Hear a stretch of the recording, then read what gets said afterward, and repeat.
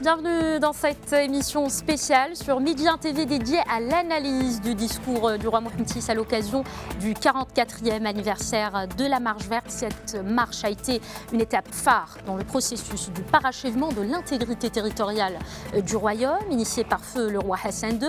Cette épopée historique a illustré la forte cohésion entre le trône et le peuple, ainsi que l'unanimité autour des constantes et des valeurs sacrées de la nation marocaine.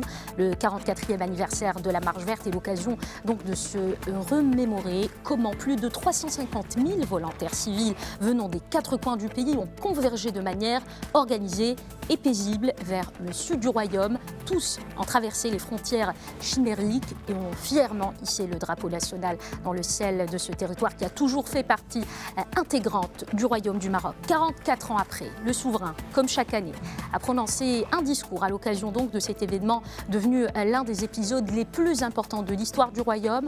Et pour analyser ce discours du roi Mohamed VI, j'ai le plaisir d'accueillir deux invités sur le plateau. Naïm Kamal, vous êtes directeur du site d'information Quid.ma. Bonsoir et bienvenue. Bonsoir.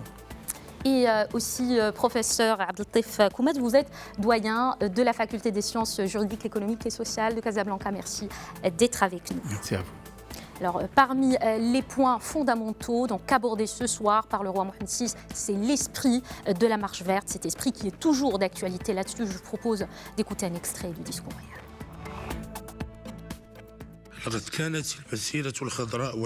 La marche verte a été et restera le symbole absolu de la symbiose qui unit indissolublement le trône et le peuple. Elle est la preuve, s'il en est besoin, qu'ensemble, le roi et le peuple du Maroc sont capables de relever les défis auxquels la nation peut être confrontée. L'élan qui, en 1975, a rendu possible la récupération du Sahara, se perpétue aujourd'hui encore et c'est toujours l'esprit impérissable de la marche verte qui nous anime quand nous nous engageons à mener à bonne fin le développement de toutes les régions du royaume. Nous nourrissons la même ambition pour nos provinces du Sud qui constituent un véritable trait d'union entre le Maroc et le reste de l'Afrique sur les plans géographiques, humains et économiques. Et voilà, c'était donc un extrait du discours royal, le discours prononcé aujourd'hui par le souverain à l'occasion du 44e anniversaire de la Marche verte. On a donc parlé de l'esprit de la marche. À ma droite, Naïm Kamal, parlez-nous un peu de la symbolique de cet événement pour le Maroc et les Marocains. D'abord, si je dis c'est un événement central, je veux dire une lapalissade, une évidence, c'est-à-dire un truisme. On le dit à chaque année, mais ce n'est pas pour célébrer. Et effectivement, c'est un événement central qui a façonné le Maroc depuis la Marche verte et autour de cette Marche verte. Et ce qui en a été, ou ce qui en a découlé, le Maroc s'est construit. On a assisté à beaucoup de réaménagement de l'espace politique et économique au Maroc, la réintégration des forces politiques dans le jeu institutionnel. Mais on n'est pas là, je crois, pour revenir sur un passé qui remonte aujourd'hui à 44 ans. 44 ans, on dirait que c'était hier, mais c'est 4 décennies, c'est beaucoup. Donc moi, ce que je retiendrai de la Marche verte et de son esprit, c'est celui qui a présidé au discours d'aujourd'hui. C'est l'esprit de la Marche verte qui a présidé également au discours du trône, qui a présidé au discours de la Marche verte de l'année dernière, c'est-à-dire de 6 novembre 2018, où il y a eu la main tendue. Alors, on va en parler en détail, justement. De manière moins explicite, mais existante. Tout à fait. Alors, professeur Abdeltif Koumet, pour vous, la Marche verte, 44 ans après cet événement historique. En fait, c'est l'esprit. Après les 44 années, bien évidemment, le Maroc a consolidé sa place sur ce plan-là. Et la question de la récupération du Sahara est devenue une réalité, une évidence. Et le souci et l'effort s'est concentré sur le développement de cette région, à l'instar des autres régions du Maroc. Donc, s'il y a un esprit, c'est tout d'abord cet attachement du peuple roi. C'est cette croyance en cette priorité qui a toujours été considérée comme une priorité nationale, une première priorité, c'est-à-dire la consolidation de l'intégrité territoriale du Maroc. Mais le plus important, c'est cette cohésion économique et sociale, donc qui a présidé tout au long de ces années. Mais aujourd'hui, on considère que ce discours, c'est un tournant parce qu'il intègre la question du sud du Maroc au cœur de la dynamique que connaît le Maroc depuis on reviendra en détail sur années. tous ces points pendant cette émission. Naïm Kamel, nous avons donc écouté tout à l'heure le discours royal. Quelle est votre lecture? Qu'est-ce que vous avez retenu? D'abord qu'il dégage beaucoup de sérénité. On a un discours où le roi est en confiance. Il est également dans une dynamique optimiste. Il a restitué le Maroc dans son cadre géographique réel en repositionnant le centre du Maroc dans le Souss Massa, c'est-à-dire autour d'Agadir, en disant que finalement on ne s'est pas beaucoup rendu compte que la récupération du Sahara a changé la géographie du Maroc. Alors Agadir, c'est bien le centre du Maroc, ce n'est pas le sud du Maroc, mais avant cela, nos provinces du sud, comme l'a rappelé aujourd'hui le souverain, est un véritable trait d'union entre le Maroc et le reste de l'Afrique subsaharienne. Qu'est-ce que vous en pensez? C'est-à-dire que si vous prenez le discours royal, il est multidimensionnel, je vais dire multidirectionnel. Il a pris la dimension africaine. Au début, il a pris la dimension maghrébine, c'est-à-dire la dimension géographique immédiate, en s'ouvrant, en déplorant que peut-être tout le monde n'en comprenne pas l'importance.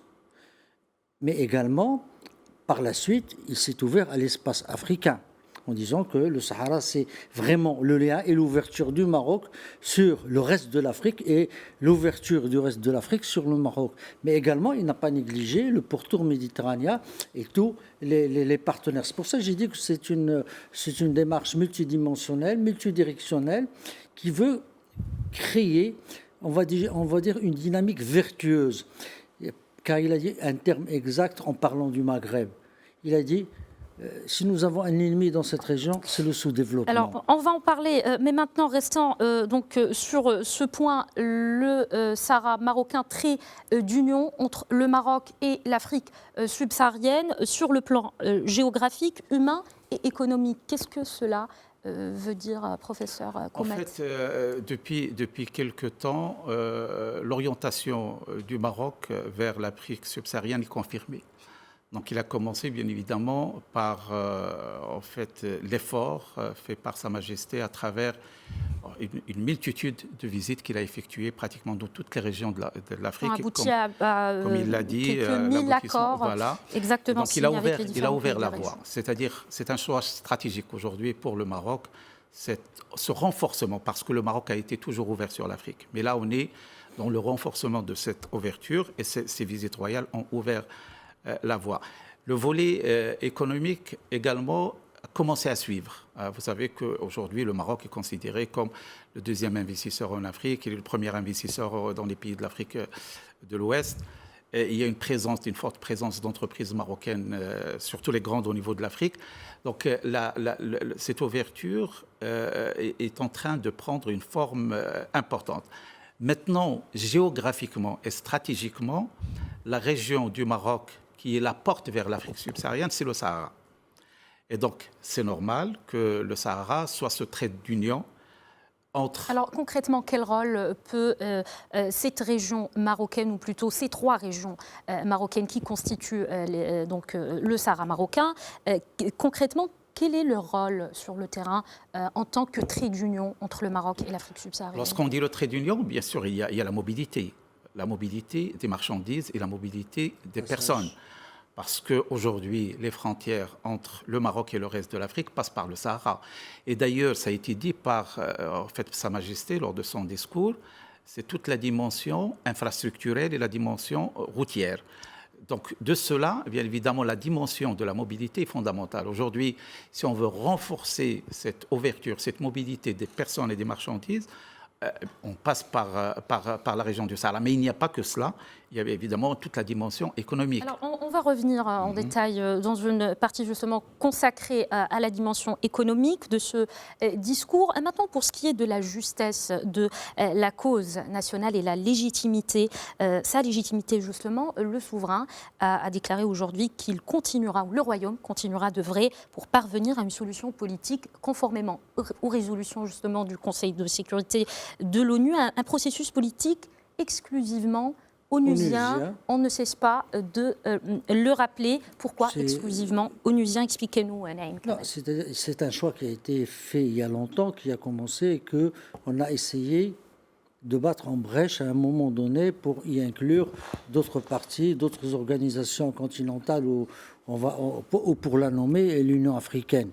Or, le dossier ayant été pris par les Nations Unies et par le Conseil de sécurité, qui a dépassé tout le cumulus qui a eu lieu sur 30 ans de traitement par l'ONU, et qu'aujourd'hui, on est au-delà de ce qui a été convenu dans les années 80 et dans les années 90, et on est dans une démarche plus dynamique. C'était au moment où il a été constaté que le référendum d'autodétermination est infaisable. C'est-à-dire que c'est l'ONU lui-même, par l'intermédiaire à l'époque de son secrétaire général et de son envoyé personnel qui était James Baker, avait sollicité des partis dans le Maroc des solutions nouvelles qui peuvent sortir de l'impasse. Cette solution a été faite en 2007 par le Maroc, c'est celle de l'autonomie. C'est un tournant dans l'histoire de ce dossier. C'était celle de l'autonomie sur laquelle le souverain a insisté en disant qu'il est perçu, il est d'abord conçu puis perçu comme une initiative sérieuse, faisable, juste, et crédible vis-à-vis de la communauté internationale. Vis-à-vis de la communauté internationale. On aimerait bien... Excusez-moi, Naïm Kamal, on aimerait bien rappeler ce chiffre avancé aujourd'hui par le souverain, 163 pays qui ne reconnaissent pas la pseudo-race. Alors, comment qualifier ce chiffre? Comment l'interpréter? Est-ce qu'on peut dire aujourd'hui que la proposition d'autonomie marocaine est plus crédible que jamais aujourd'hui? En fait, elle est plus crédible, plus que ce chiffre, bien évidemment, qui est avancé par Sa Majesté, qui est importante. Donc, ça veut dire 163 pays qui ne reconnaissent pas la pseudo-race, c'est important. Mais au-delà de ce chiffre, le Maroc, symboliquement, connaît une avancée très louable au niveau des relations internationales sur cette question. D'une part, avec l'Union européenne, on le sait qu'à un certain moment, il y avait des perturbations concernant, qui essayaient d'être instruites par les ennemis de la cause nationale en matière de commerce du Maroc avec l'Union européenne. Il y a des accords qui finissaient toujours par être signés. Le Maroc a toujours été le seul interlocuteur crédible vis-à-vis de ses partenaires. Y compris les produits d'origine, en fait, qui viennent des régions du Sud, qui sont aujourd'hui introduites, donc, comme tous les autres produits dans des régions. Alors on cite l'accord de pêche, l'accord agricole, l'accord de libre-échange. Également.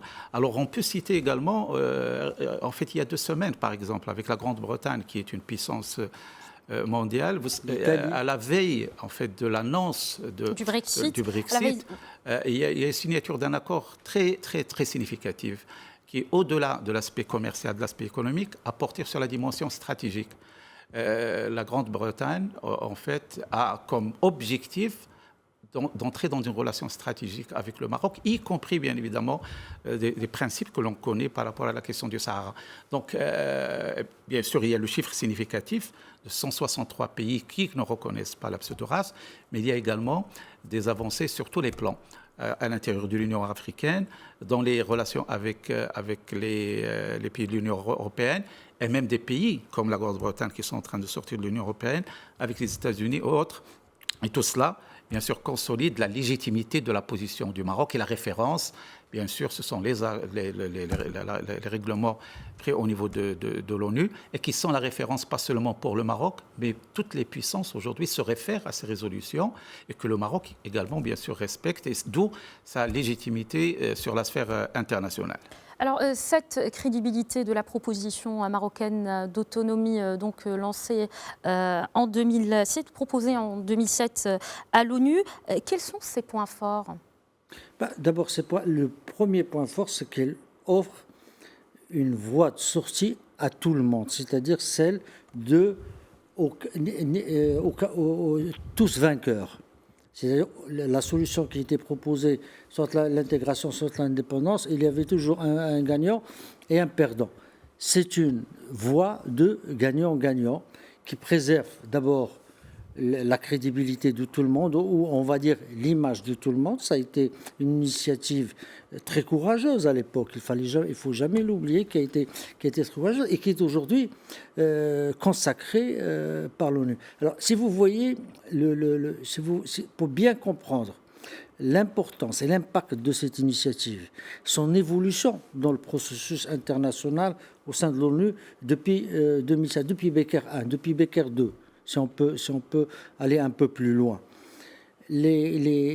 Aujourd'hui, il suffit d'aller voir les déclarations du Polisario, et derrière le Polisario, d'une façon plus tiède parce qu'ils sont dans des problèmes monstres, Alger, et en disant que le Conseil de sécurité serait en train de dévier de la solution du référendum d'autodétermination dont ils se font le chantre. Donc, cette initiative, son importance et son impact, cette autonomie est là. En même temps, elle a engagé le Maroc dans un processus plus important.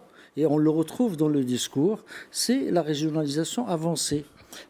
D'abord, la régionalisation avancée qui a été à plusieurs reprises, dans plusieurs discours d'ailleurs abordés par le souverain. Oui, je vous en prie. C'est juste que cette régionalisation, il est rappelé parce que le nouveau modèle de développement économique qui a été lancé et mis en marche va en parallèle avec cette régionalisation. De Trump, le souverain vient de dire que les régions, c'est-à-dire à côté de l'État, de l'administration, et de tous les autres acteurs et du gouvernement devraient également être inclus et s'impliquer. Il a parlé de l'essor économique de la région. Dans cette dynamique.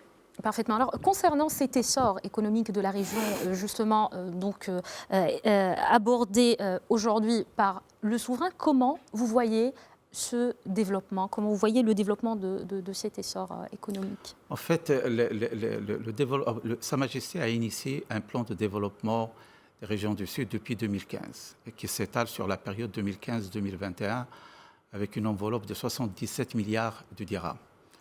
Donc un bilan d'étape a été effectué et aujourd'hui pratiquement les 2/3 des projets soit réalisés, soit en cours de réalisation, et les autres sont pratiquement à l'étape de lancement. Donc sur ce plan-là, en fait, pour tout le monde le constate aujourd'hui, les régions du Sud connaissent un développement crucial, aussi bien au niveau infrastructurel. D'ailleurs, Sa Majesté a évoqué cette route rapide entre Tiznit et Dakhla, qui est longue de 1055 km. On va en parler. Voilà, exactement. Voilà. Alors, la valorisation des phosphates, donc, qui est également prévue parce que le phosphate du Sahara est exporté comme matière première.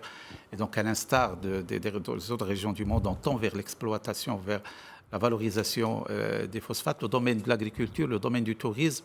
Donc il y a énormément de projets, il y a un saut qualitatif au niveau des régions du Sud qui est aujourd'hui constaté, qui est reconnu par tout le monde. Oui. C'est juste un complément. C'est-à-dire que le chemin de fer, enfin la voie ferroviaire qui doit aller jusqu'à Agadir pour plus tard aller jusqu'aux provinces du Sahara. Et elle vient dans un cadre global. Il ne faut pas oublier qu'il y a le port de Dakhla.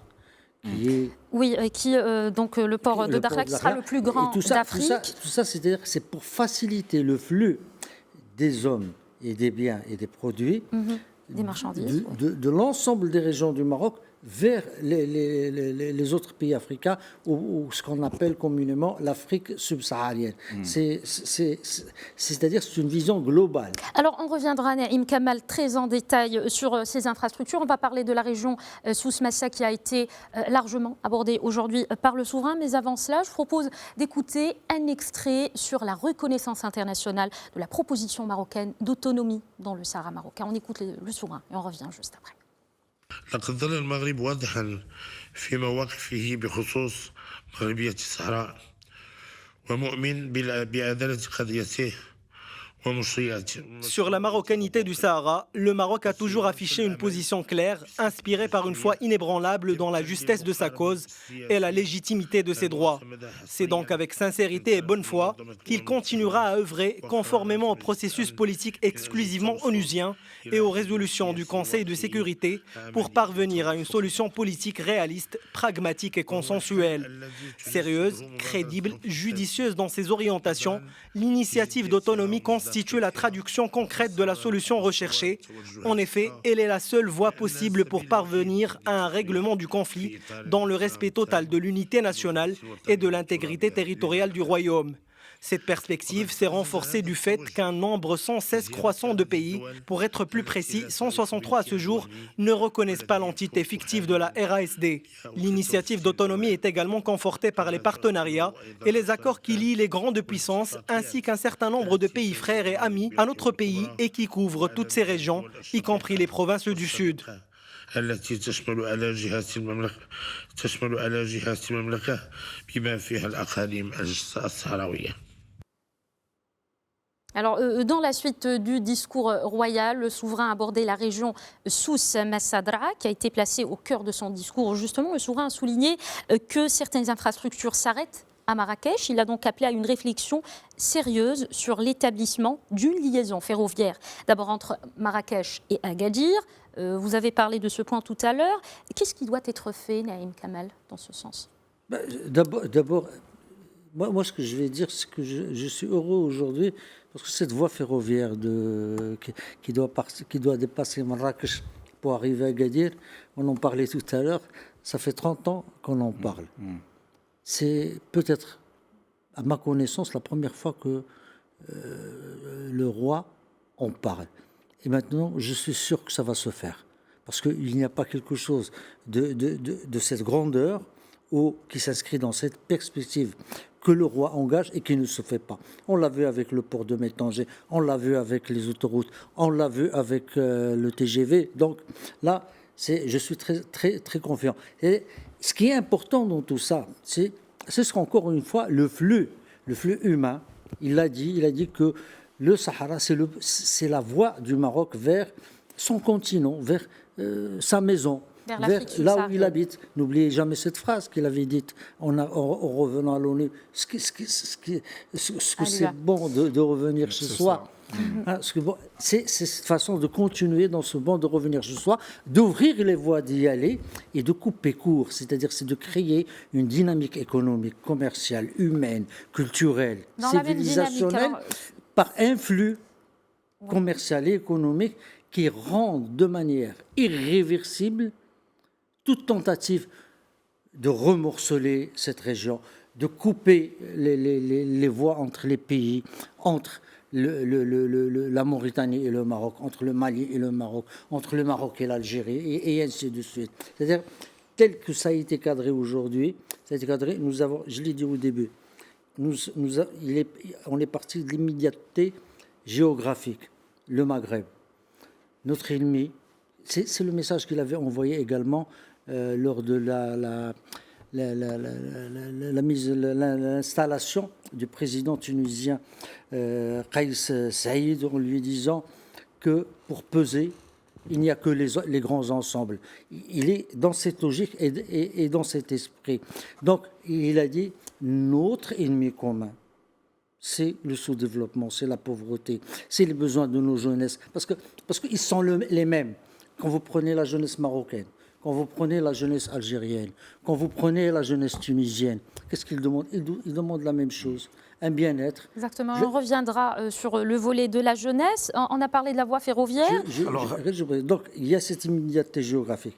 Au-delà de c'est-à-dire, je vais le dire en arabe, mon cousin, mon frère, mon cousin et après mon ami. C'est-à-dire, après, il y a l'Afrique, donc ça va se poursuivre.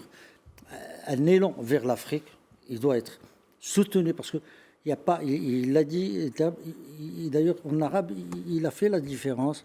Il a dit al-manfa'a al-amma, al-manfa'a al-mutabadala. Il n'a pas dit le terme consacré, al-maslaha, l'intérêt commun. Non, c'est le bénéfice commun qui a été utilisé. C'est-à-dire, c'est comment infuser de la noblesse à cette démarche. Et après le pourtour africain, bon, évidemment, il y a le monde arabe, mais il y a le pourtour méditerranéen, le pourtour européen qui est à notre honneur, et que la consolidation des assises économiques et sociales et culturelles de ce côté-ci de la Méditerranée, en s'appuyant sur la profondeur africaine, c'est ça qui pourrait nous donner, qui pourrait donner à tous les pays de la région du poids pour pouvoir discuter et négocier avec les autres. Alors, le développement aussi, monsieur... professeur Abdeltef Koumet, le développement du réseau routier. On a parlé de la voie ferroviaire, le réseau routier, donc par la mise en place de la voie express Agadir-Dakhla. Alors, je voudrais quand même revenir sur cette question parce que c'est une question fondamentale, cruciale et très profonde. La question de la voie ferroviaire vers Agadir, qui, à mon sens, dénote du fait que Sa Majesté est visionnaire pour l'avenir, mais également il faut lire les choses dans leur profondeur. Aujourd'hui, quelle est la problématique? La problématique, c'est que tout d'abord, nous avons un Maroc pour lequel nous cherchons un développement harmonieux, équilibré entre ces régions. On le sait, on ne peut parler de développement que lorsqu'il s'agit d'un développement équilibré entre les différentes régions. Aujourd'hui, il se trouve que nous avons des régions plus attractives d'investissement, d'une manière générale, de l'investissement direct étranger. On a vécu l'expérience de Tanger, on a vécu l'expérience de Kénitra, qui ont drainé des investissements lourds et qui sont en train d'émerger dans le cadre de ce qu'on appelle la politique d'accélération industrielle. La région d'Agadir n'est pas encore touchée par cet élan d'industrialisation, alors que la région d'Agadir, elle est au centre du Maroc. Tout à fait. Et je vous propose tout de suite, Naïm Kamal, juste un extrait du discours royal justement sur les régions et le développement. Il reviendra justement pour parler des infrastructures dans la région Souss-Massa. On écoute le souverain. إن حرصنا على تحقيق تنمية متوازنة ومنصفة في كل جهات المملكة لا تؤدله إلى التزامنا بإقامة علاقات. Notre souci d'assurer un développement équilibré et équitable, profitant à toutes les régions du royaume, n'a d'égal que notre engagement à établir des relations saines et solides avec les États maghrébins frères. De fait, au regard des opportunités et des enjeux qu'elle recèle, la situation actuelle dans la région et dans l'espace méditerranéen sollicite notre attention et nous incite à entreprendre une action constructive. En effet, d'une part, la jeunesse maghrébine exige de nous la mise en place d'un espace ouvert, propice à l'interaction et à l'échange. D'autre part, le secteur des affaires requiert que lui soient assurées des conditions favorables à son développement. De même, nos partenaires européens, en particulier, ont besoin d'un associé efficace. Quant à nos frères d'Afrique subsaharienne, ils attendent que nos pays contribuent à réaliser les programmes et à relever les défis majeurs dans le continent. Enfin, nos frères arabes désirent voir le Grand Maghreb s'associer à l'édification d'un nouvel ordre arabe. Les espoirs et les attentes sont énormes, les défis sont nombreux et complexes, mais on peut déplorer que certains n'en mesurent pas l'importance. En vérité, notre ennemi commun réside dans l'immobilisme et le faible niveau de développement que connaissent encore nos 5 peuples.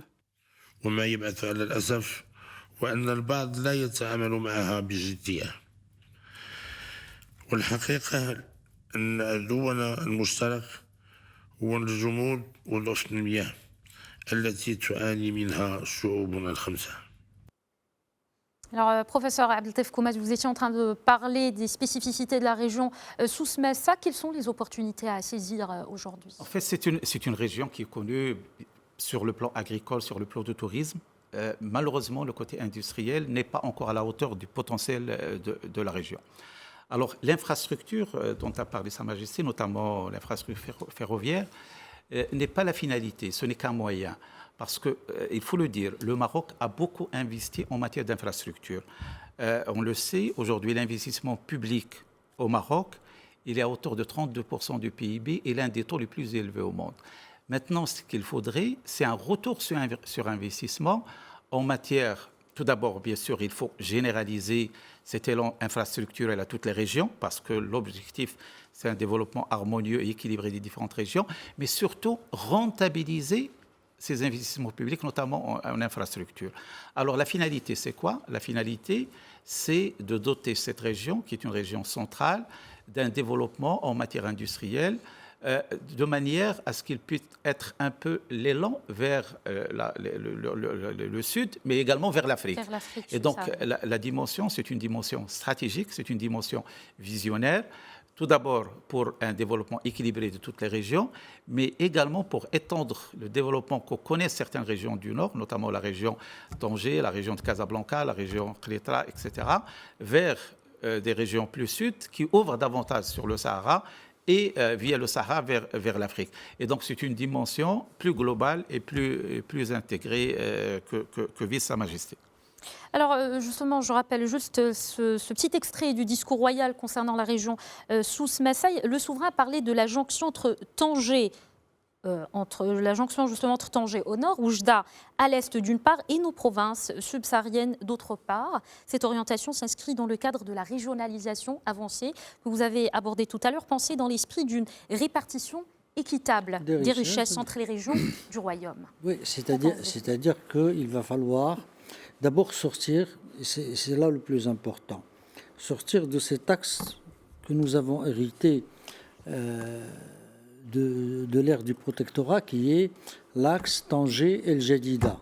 Tanger, Kénitra, Rabat, Casablanca, El Jadida, et prolonger ce développement, ou cet effort de développement qui est fait dans cette région aux autres régions du Maroc, même si Agadir est naturellement outillé en hommes, outillé en richesse, outillé en moyens, pour être vraiment un véritable pôle industriel, peut-être aussi au niveau agricole, enfin les spécialistes vont s'y atteler, mais il s'agit aujourd'hui d'étendre, de sortir de ce Maroc utile, de ce triangle, c'est-à-dire c'est la quadrature du Maroc, Tanger, le Sahara, Oujda, on est dans la carte du Maroc.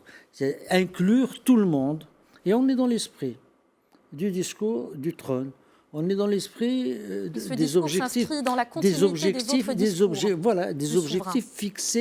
des objectifs fixés au nouveau modèle de développement qui ont été évoqués dans le discours du trône et qui ont été un peu plus détaillés lors du discours du 20 août et devant le Parlement. C'est-à-dire avec un agenda, des objectifs, qu'est-ce qu'il faudrait faire, à quel niveau, à quel stade. Aujourd'hui, il y a un élargissement, peut-être parce que les gens ne se sont pas rendus compte que ce nouveau modèle de développement avait pour philosophie la répartition équitable des richesses. C'était ça l'âme de ce nouveau. Or, on a continué à évoquer certaines thématiques, certains axes, et en continuant, en faisant croire que les oubliés de toujours sont encore oubliés. Aujourd'hui, il y a une rectification de cet oubli, enfin, entre guillemets, cet oubli. Il y a une clarification pour dire que ce que nous voulons faire s'étend à l'ensemble du territoire. Et la meilleure façon de l'étendre à l'ensemble du territoire, il l'a dit, c'est d'inclure les régions aux côtés du gouvernement, aux côtés de l'État et aux côtés de l'administration dans cet effort. On a parlé justement de la répartition équitable des richesses. Le souverain a aussi parlé dans son discours d'aujourd'hui du développement régional, ce développement qui doit être, je cite le souverain, fondé sur la coopération entre les régions et sur leur complémentarité. Chacune d'elles doit, selon ses potentialités et ses spécificités, disposer d'une grande zone dédiée aux activités économiques. Comment concevoir ces zones économiques professionnelles? En fait, tout d'abord, je voudrais revenir sur ce développement complémentaire équitable. Dès le départ, le principe de la régionalisation avancée a mis en place en fait les fondements d'une complémentarité, d'une cohérence et d'une solidarité entre les régions. D'ailleurs, les régions à ce jour, elles sont financées au niveau public par la dotation d'une partie de l'UIS et de l'IR qui est aujourd'hui estimée à 5% et à 20% des contrats d'assurance et dont 50% est réparti d'une manière égale entre les 12 régions. Les 37,5% vont en fait en fonction de la population et le 12,5 en fonction du territoire. Mais ce qu'il faut noter, c'est qu'il y a 2 fonds qui sont prévus. Un fonds de soutien social et un fonds de solidarité, c'est-à-dire que les régions les plus riches devraient mettre des moyens à la disposition des régions les plus déshéritées. Donc la notion, en fait, d'équitabilité, de complémentarité et d'équité est posée dès le départ. Maintenant, concernant votre question par rapport à pôle économique, je l'ai dit tout à l'heure, il y a un effort qui est fait au niveau infrastructurel.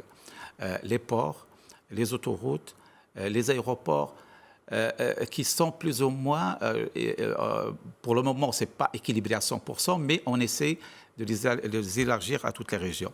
Mais ce qu'il faudrait, c'est de mettre en place des zones d'investissement. Ce qu'il faut mettre, c'est des zones logistiques. Là, il y a un effort qui est fait au niveau de certaines régions, comme la région de Casablanca, la région de Tanger. Il y a un plan de développement logistique également qui est mis en place et qui est en train d'être avancé. Mais ce qu'il faudrait, c'est accompagner l'effort en matière d'investissement public, essentiellement infrastructure, par la création de zones industrielles, de zones d'investissement, d'activités économiques. Et cela ne peut se faire sans, tout d'abord, bien sûr, la connectivité, notamment au fait de la mobilité, qu'elle soit routière, portuaire ou autre. Sur laquelle se base d'ailleurs le plan de développement du Sahara marocain. Mais également, en fait, de donner l'initiative aux régions. Et c'est ce qui est en train d'être fait dans le cadre de la régionalisation avancée. Si on n'évoque qu'un volet, qui est le volet investissement, on le sait qu'aujourd'hui, la dimension investissement ne figure plus au niveau du gouvernement. La responsabilité n'est plus confiée au gouvernement au niveau central. Donc, il est confié au CRI, au Centre régional d'investissement, dont d'ailleurs demain, 7 directeurs généraux de CRI seront mis en place et les 5 autres d'ici la fin de l'année. Et cette dimension, en fait, d'investissement, d'une part, elle serait régionale et non plus centrale. Et en plus, ils auront d'autres missions d'accompagnement des projets. Ce n'est pas seulement de se limiter à des autorisations administratives, mais ils auront un rôle d'accompagnement pour stimuler l'investissement. Parce qu'on ne peut parler d'un développement équilibré et harmonieux entre les régions sans qu'il y ait un effort sur le plan économique, mais également sur le plan social. Et c'est l'esprit même de la régionalisation avancée. Parfait. Alors, dans la même trame, Naïm Kamal, qu'en est-il des politiques sectorielles au niveau régional abordées aujourd'hui par le souverain ? Je n'ai pas compris. Alors, le roi Mohamed VI a parlé aujourd'hui dans son discours donc, de grandes zones dédiées aux activités économiques, donc tout ce qui est grandes infrastructures, comme voilà, donc les zones industrielles que commencent à connaître plusieurs villes du royaume. Il y a aussi les politiques sectorielles au niveau régional. Le souverain a souligné l'importance de leur mise en œuvre. Je crois que Oui, je peux répondre à cette question. Vous savez que le Maroc, depuis quelques années, dispose de plans sectoriels. Mais le problème, c'est que ces plans sectoriels avaient une dimension centralisée. D'accord ? Ce sont des plans qui sont élaborés au niveau de Rabat et qui sont supervisés par Rabat. Alors que leur mise en œuvre, en principe, devrait se faire au niveau régional. En fait, il y a 2 voies qui sont nécessaires pour l'avenir. D'une part, la symbiose entre ces différents plans sectoriels, parce qu'on en a beaucoup, mais malheureusement, ils ne se recoupent pas dans certaines étapes. Et la deuxième chose, c'est que leur initiation et leur développement devraient être confiés davantage aux régions et devraient répondre aux particularités, aux potentialités de chaque région. Donc, à quoi appeler Sa Majesté ? C'est de mettre en place ces plans sectoriels d'une autre manière. D'une part, avec plus d'harmonie, et d'autre part, en les faisant superviser et réaliser essentiellement au niveau régional. Non, quel secteur il touche ? Alors, en fait, les plans sectoriels, on les connaît, ils touchent pratiquement tous les secteurs. Nous avons Maroc Vert pour l'agriculture, nous avons le plan d'accélération industrielle, nous avons Aliotis pour la pêche, nous avons l'énergie, nous avons en fait, c'est une des qualités du Maroc par rapport à d'autres pays, c'est que nous avons toujours eu une visibilité, une vision en mettant en place des plans sectoriels. Malheureusement, en fait, ce qu'il faudrait, c'est plus de cohérence, plus d'évaluation dans l'avancement et la mise en place de ces plans sectoriels, mais également plus d'adaptation aux particularités, aux potentialités régionales. Et donc, c'est à quoi appeler Sa Majesté en parlant de cohérence et en parlant en fait, de plus de veille sur la mise en place de ces plans sectoriels. Alors, je vous propose maintenant d'écouter un extrait encore du discours royal sur la régionalisation et les infrastructures. On écoute encore une fois le souverain. لقد مكنت المسيرة الخضراء من استرجاع المغرب لأقاليمه الجنوبية ومنذ ذلك الوقت تغيرت خريطة المغرب ولم نستوعب بأن الرباط صارت في أقصى الشمال وأكادير هي الوسط الحقيقي. Grâce à la Marche verte, le Maroc a recouvré ses provinces du sud. Depuis, la carte du Maroc a bien changé. Pourtant, nous n'en assimilons pas toujours exactement sa configuration qui situe Rabat à la pointe nord du pays et Agadir en son centre. En effet, Agadir se trouve quasiment à équidistance de Tanger et des provinces sahariennes. Aussi, il est inconcevable qu'en dépit de la centralité géographique de la région d'Agadir, en dépit de ses ressources, de ses potentialités, certaines infrastructures de base s'arrêtent à la hauteur de Marrakech. Par conséquent, nous appelons à une réflexion sérieuse sur l'établissement d'une liaison ferroviaire entre Marrakech et Agadir, en envisageant la perspective d'une extension ultérieure au reste des provinces du Sud. Nous préconisons aussi le développement du réseau routier que nous renforçons d'ores et déjà par la mise en place de la voie express Agadir-Dakhla. Cette ligne contribuera non seulement au désenclavement de l'ensemble de la région, mais surtout à son développement et à son essor économique, en dynamisant notamment le transport des personnes et des marchandises et en apportant un soutien au secteur économique en général, aux activités d'export et au tourisme en particulier. Ce projet d'infrastructure ferroviaire constituera enfin un levier essentiel pour la création de nombreux emplois, non seulement dans la région de Sousse, mais aussi dans toutes les zones avoisinantes. En effet, la région de Sousse-Massa doit devenir un pôle économique reliant les parties septentrionales et méridionales du Maroc, en opérant la jonction entre Tanger au nord et Oujda à l'est d'une part, et nos provinces sahariennes d'autre part. Cette orientation s'inscrit dans le cadre de la régionalisation avancée, pensée dans l'esprit d'une répartition équitable des richesses entre les régions du royaume. Le Maroc que nous appelons de nos vœux doit être édifié dans un esprit d'harmonie et de complémentarité entre ces régions. Par ailleurs, chacune doit pouvoir bénéficier équitablement des infrastructures et des grands projets nécessairement profitables à l'ensemble du pays. Le développement régional doit être fondé sur la coopération entre les régions et sur leur complémentarité. Chacune d'elles doit, selon ses potentialités et ses spécificités, disposer d'une grande zone dédiée aux activités économiques. Il importe également de mettre en œuvre les politiques sectorielles au niveau régional. À cet égard, nous soulignons que la dynamique nouvelle que nous avons lancée au niveau des institutions de l'État, du gouvernement et de l'administration devra aussi être déclinée à l'échelle régionale.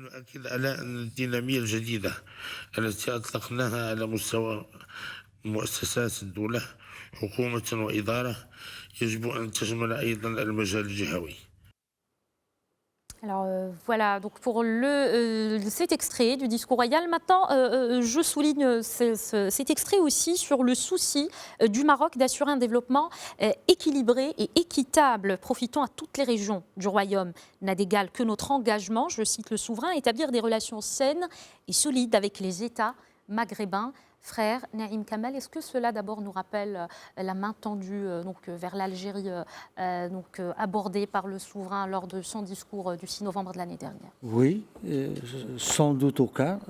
C'est-à-dire que le 6 février, enfin le 6 novembre 2018, le roi avait proposé la création d'une commission, sorte de commission mixte, sans agenda précis mais ouverte à tous les problèmes pour qu'on déballe tout sur la table et qu'on essaie de dire, bon, qu'est-ce qui ne va pas entre nous? Où sont les problèmes qui opposent?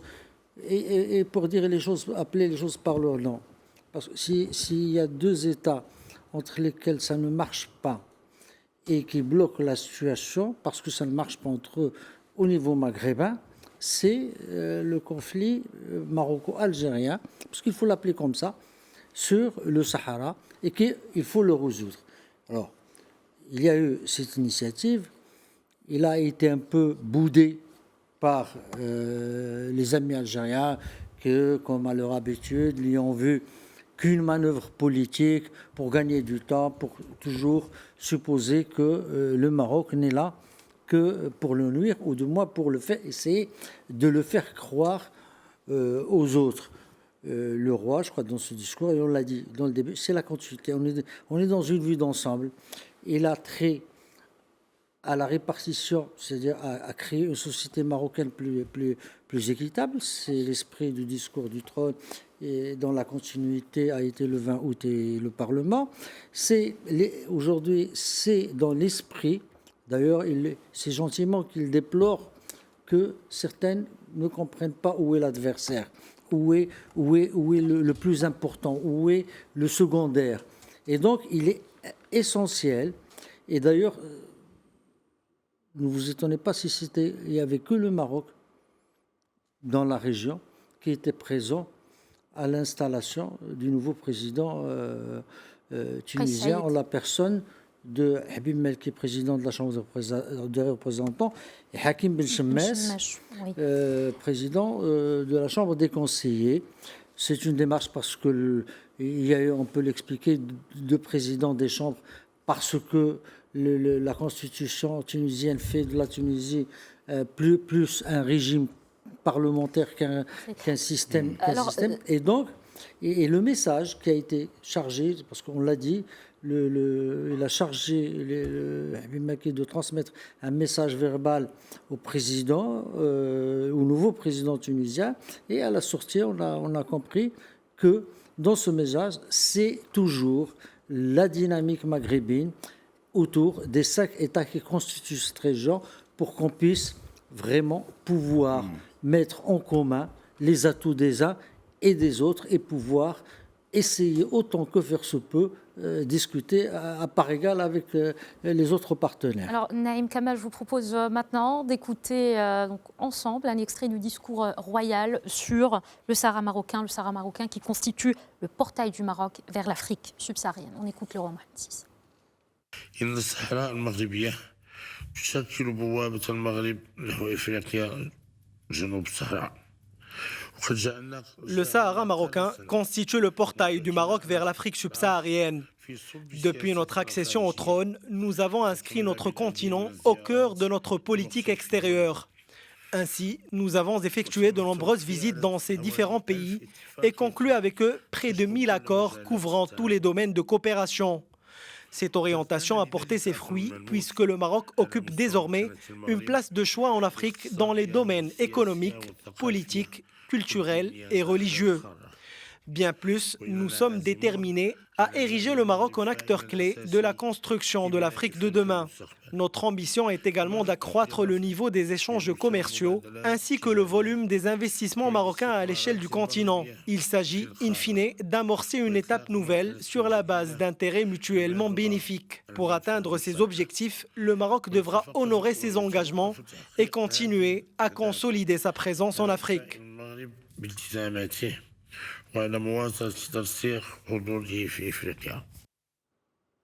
Alors, professeur Abdeltef Koumat, du volet économique, maintenant j'aimerais bien qu'on revienne sur l'engagement du roi Mohamed VI à établir des relations saines et solides avec le voisinage.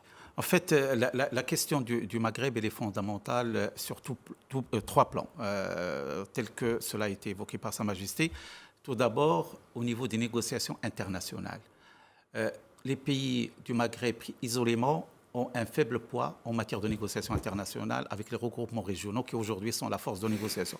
L'Union européenne, les regroupements africains et autres. La deuxième chose, c'est la dimension économique. Aujourd'hui, les pays du Maghreb, chacun perd entre 1 à 2% de taux de croissance qu'ils pourraient gagner en travaillant ensemble dans le cadre de la complémentarité. Et la troisième dimension, c'est une dimension humaine et sociale. La question de l'emploi, la question des attentes de la jeunesse. Donc, toutes ces dimensions, aujourd'hui, les 5 pays du Maghreb, avec plus de 100 millions d'habitants, sont en train de perdre du terrain et gagneraient davantage, aussi bien en matière de négociation qu'en matière économique, qu'en matière sociale et d'emploi. D'où, bien sûr, cet appel, dans le cadre du pragmatisme de Sa Majesté, pour qu'on sorte de cet immobilisme qui, en fait, personne n'est gagnant en le maintenant. Et puis, bien sûr, il va dans le sens un peu du renforcement de cet État, je ne dirais pas de sous-développement, mais de cet État de potentiel de développement dont souffrent les pays qui pourraient avancer plus en travaillant ensemble. Donc la question du Maghreb et de la consolidation du Maghreb est une question centrale, pragmatique, sur laquelle il faut qu'on essaie de trouver des solutions pour avancer ensemble. Alors, Naïm Kamal, dans la continuité des discours précédents du roi Mohamed VI, il a encore une fois abordé la jeunesse, cette fois-ci non seulement marocaine, mais maghrébine. Cette jeunesse qui exige de nous la mise en place d'un espace ouvert propice à l'interaction et à l'échange. Quelles sont les conditions favorables pour mettre en place cet espace ? C'est d'abord de mettre à plat les problèmes, de les discuter, de les résoudre, d'ouvrir les frontières. Même si le Maroc n'est pas vraiment demandeur, si l'Algérie n'a aucune envie d'ouvrir ses frontières, il ne va pas les ouvrir. Mais la logique pure voudrait qu'il y ait des échanges. C'est-à-dire, on l'a vu, et je crois que dans le discours du trône ou le discours d'avant, quand l'équipe algérienne avait gagné. Et le souverain l'avait rappelé justement dans son discours. Avait remporté la Coupe. Il avait signalé cette osmose qui se trouvait entre les deux peuples et entre les jeunesses des deux pays. C'est-à-dire, on ne peut pas traiter ou créer des dynamiques régionales en laissant cette jeunesse coupée entre elles. Merci beaucoup Naïm Kamal pour votre participation à cette émission. Je rappelle que vous êtes directeur de site d'information quid.ema. Merci encore une fois. Merci à vous également professeur Abdeltaïf Koumed. Je rappelle que vous êtes doyen de la faculté des sciences juridiques, économiques et sociales de Casablanca. Merci d'avoir répondu à notre invitation. Merci à vous également de nous avoir suivis. Restez fidèles à Médien TV. L'information se poursuit sur notre antenne.